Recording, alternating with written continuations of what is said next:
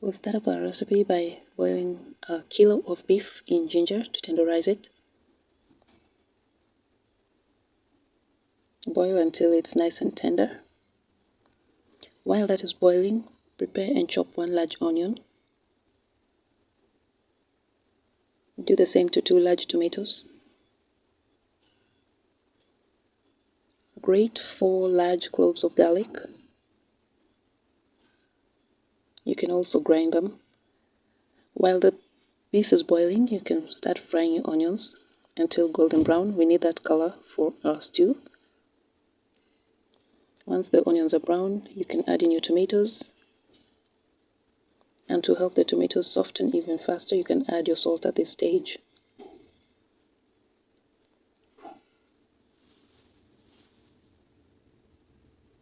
Add in your preferred spices. I chose to use turmeric. Give it a little sprinkle. I also used beef masala. While you're measuring in your spices, always ensure that the taste doesn't overshadow the taste of what you're actually cooking. At this point, I chose to add in my garlic. I usually add it at this stage of the recipe, more for its nutritional value.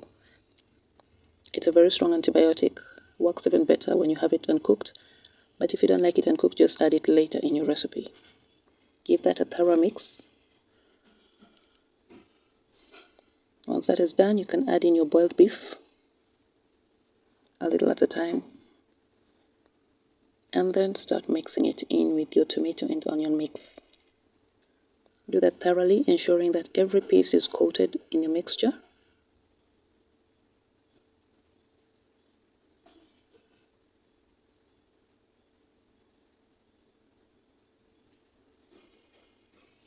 Once every piece is well coated, you can cover it and simmer it for a few minutes, just to give your flavors a chance to get infused into your beef.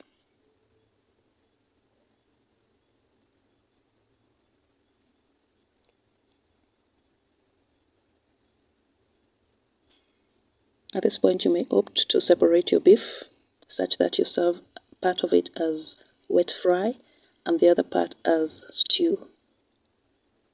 This is entirely optional. You can decide to serve all of it either as wet fry or as a stew. Add in your stock.